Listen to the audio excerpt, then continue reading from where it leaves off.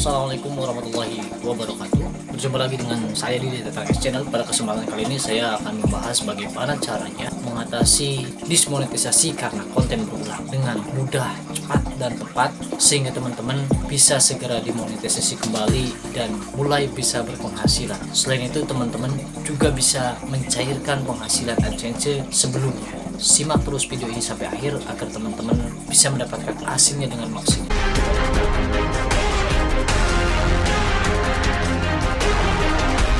Teman-teman, masalah konten berulang sebenarnya tidak hanya bisa menyebabkan dismonetisasi saja, tapi mayoritas konten kreator ketika mendaftarkan YouTube ke AdSense itu awalnya adalah terkena penolakan dikarenakan konten berulang. Konten berulang tidak mesti karena kita menggunakan konten orang lain. Ada kalanya konten kita murni, konten kita sendiri, original, tetapi terdeteksi oleh YouTube sebagai konten berulang. Atas dasar itu, video kali ini akan membahas secara lengkap dan detail mengenai berbagai jenis konten yang dianggap konten berulang dan bagaimana caranya untuk mengatasi permasalahan ini, terutama bagi teman-teman yang saat ini baru didismonetisasi karena masalah konten berulang. Memang di awal tahun 2023 sepertinya YouTube telah melakukan peninjauan besar-besaran terhadap partner yang sudah disetujui untuk monetisasi.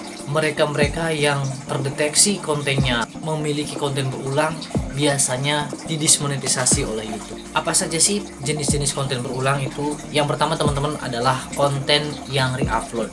Re-upload di sini adalah kita mengambil video dari milik orang lain, baik sebagian ataupun keseluruhan. Apalagi kalau keseluruhan ya teman-teman, itu sangat berbahaya sekali. Biasanya ketika konten kreator yang sudah dimonetisasi, mereka ada yang menganggap bahwa sudah aman, jadi tidak masalah untuk mere-upload video orang lain dengan durasi yang sangat panjang. Padahal YouTube sendiri masalah peninjauan bukan hanya ketika mau dimonetisasi saja, tetapi setelah dimonetisasi pun ada tim ahli yang tetap memantau channel kita apakah masih memenuhi kebijakan YouTube ataukah tidak. Ketika sudah melenceng dari kebijakan YouTube, secara otomatis akan diberhentikan dari kerjasama untuk monetisasi. Jadi sangat disarankan untuk teman-teman lebih baik tidak melakukan re-upload video dari konten kreator lain. Selain bisa membuat kreativitas kita menurun, konten re-upload juga bisa berbahaya untuk channel kita ke depannya, termasuk dismonetisasi, dan juga mungkin nanti ada laporan dari pemilik video asli bahwa videonya telah digunakan oleh orang lain, sehingga nanti kita bisa terkena klaim hak cipta. Memang teman-teman, dalam hal re-upload ada beberapa jenis re-upload yang diperbolehkan oleh YouTube, yaitu ketika kita bisa menambahkan nilai lebih pada video yang kita re-upload tersebut. Rata-rata konten kreator yang mengalami dismonetisasi saat ini memang mereka juga melakukan re-upload tetapi menambahkan nilai lebih. Contohnya di sini adalah video fair use, di mana video jenis ini memang tidak diizinkan oleh pemilik dari video, tetapi YouTube mengizinkan untuk konten kreator menggunakan video tersebut. Durasinya antara 10 sampai 20 detik itu memang diperbolehkan. Tapi kita tidak tahu kebijakan YouTube kedepannya seperti apa. Jadi saya sarankan untuk lebih baik menggunakan video original. Kemudian biasanya juga ada jenis video lain, yaitu common kreatif, di mana common kreatif ini bisa digunakan oleh kita maksimalnya adalah 60 detik. Jadi kita bisa mere-upload video itu maksimal 60 detik. Atau re-upload di sini juga biasanya hanya mengambil cuplikan video, ya beberapa video dari konten kreator lain, kemudian kita membuat video lain dari hasil cuplikan tersebut dengan menambahkan nilai tambah. Memang memodifikasi seperti ini aman-aman saja, namun sekali lagi kita tidak tahu kebijakan YouTube ke depannya, karena ternyata ada beberapa konten kreator yang mengeluh bahwa jenis konten seperti ini dianggap oleh YouTube sebagai konten berulang sehingga mereka didismonetisasi. Terus ada juga masalah konten berulang ini dialami oleh mereka-mereka yang telah melakukan penguploadan konten, tetapi ternyata jenis konten tersebut sudah di-upload berkali-kali oleh konten kreator lain. Ada banyak contohnya, misalkan seperti orang tertawa yang memberikan reaksi terhadap video kita, tetapi tidak menggunakan diri kita sendiri. Misalkan orang bersorak-sorak, ya, orang tertawa, pokoknya berbagai ekspresi yang biasanya digunakan oleh para konten kreator. Jadi ketika ekspresi tersebut sudah digunakan berkali-kali, oleh orang lain, maka itu juga bisa dideteksi oleh YouTube sebagai konten berulang. Karena dalam hal ini tim ahli tidak hanya menggunakan manusia saja, mereka juga menggunakan robot ya untuk mendeteksi berbagai konten ya. Jadi ketika kontennya terdeteksi menggunakan konten berulang, maka itu bisa didismonetisasi. Makanya dalam hal ini kita bisa mengajukan banding, terutama ketika konten kita memang benar-benar original tetapi dideteksi oleh algoritma YouTube sebagai konten berulang. Jadi kita bisa melakukan banding. Namun demikian teman-teman, bukan berarti konten yang benar-benar original juga aman dari yang namanya konten berulang ini. Karena nyatanya ada banyak orang yang mengeluh di Facebook ya, di grup-grup YouTuber pemula, mereka mengeluh, kenapa saya sudah membuat video original, bener-bener video milik saya, tetapi dibaca oleh YouTube sebagai konten berulang. Sebenarnya teman-teman, di sini bukan cuman dari videonya yang benar-benar original, tapi bagaimana kita menuangkan video tersebut kepada para pengguna YouTube. Misalnya seperti ini, teman-teman membuat video tentang aktivitas hewan di kebun binatang misalnya. Saya anggap misalkan teman-teman melihat buaya, kemudian teman-teman merekam buaya tersebut ya, aktivitas buaya itu sedang berjalan, sedang berenang di air, sedang beristirahat dan lain sebagainya. Tapi teman-teman tidak memberikan narasi pada video tersebut, tidak ada nilai edukasi, tidak ada nilai informasi di dalam video tersebut. Nah, ini juga bisa dianggap konten berulang. Mungkin ya ada banyak orang yang dulu atau mungkin baru mengupload video tentang aktivitas buaya.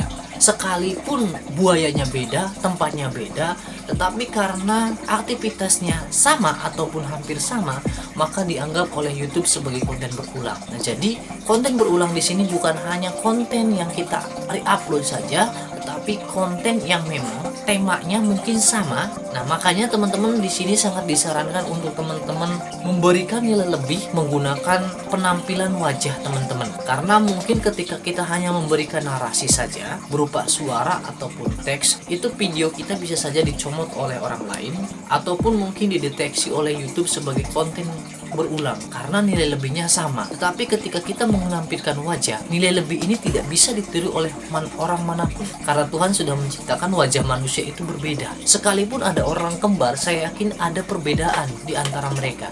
Nah, disinilah poin utama yang harus teman-teman ingat, terutama bagi teman-teman yang mungkin saat ini belum dimonetisasi atau masih dimonetisasi tetapi mengkhawatirkan terjadinya dismonetisasi karena konten berulang. Saya sarankan untuk membuat channel, untuk membuat konten itu silahkan menampilkan wajah. Jadi teman-teman nanti kontennya tidak dianggap konten berulang karena memiliki nilai lebih yang unik yang benar-benar tidak ada di video orang lain manapun. Terus teman-teman, video yang didismonetisasi karena konten berulang biasanya juga karena video tersebut diambil dari cuplikan media sosial. YouTube sangat tidak suka konten kreator yang mengambil video dari platform lain, seperti halnya misalkan teman-teman mengambil video dari Facebook, dari Instagram dan lain sebagainya di luar platform YouTube.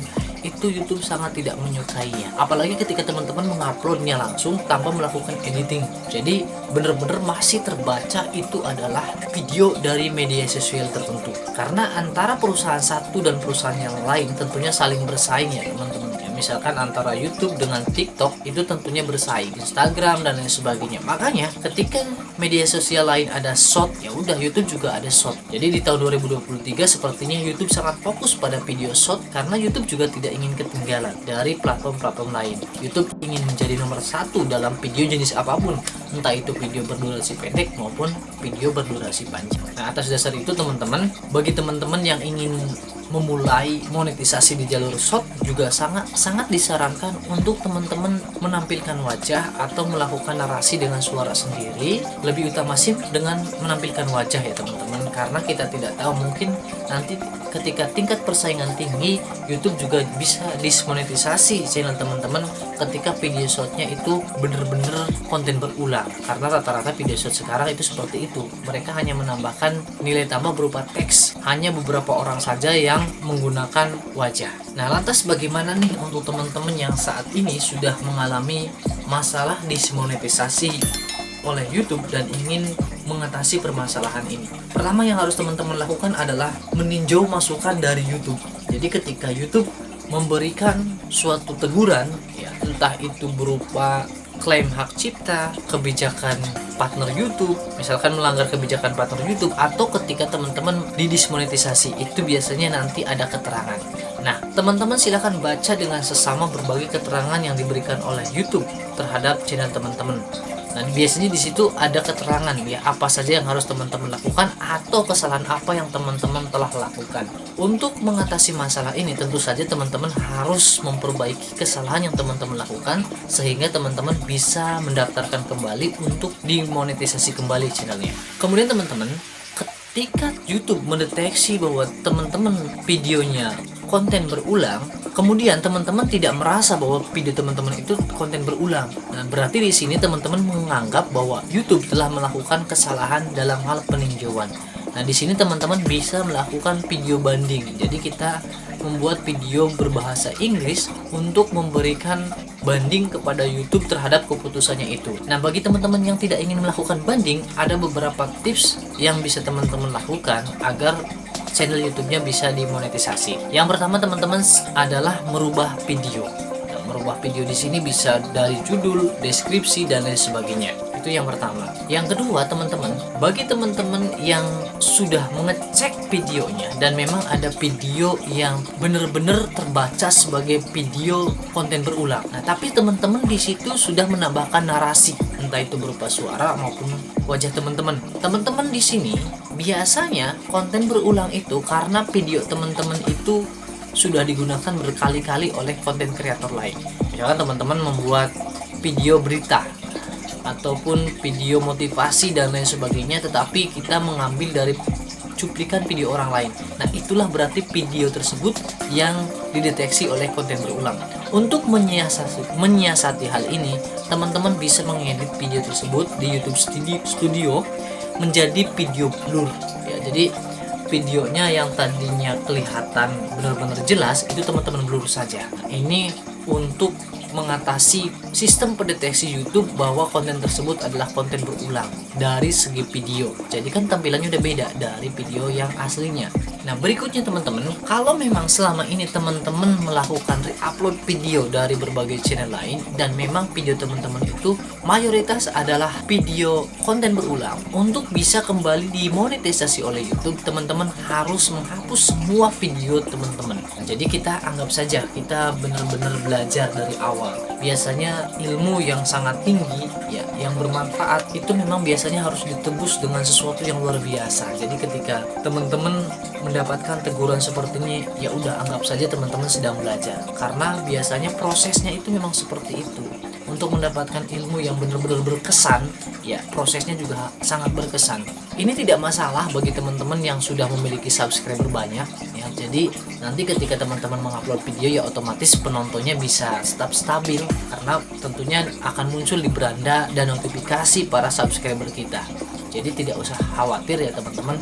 Yang penting teman-teman bisa dimonetisasi kembali, sebaiknya benar-benar dari awal membuat video.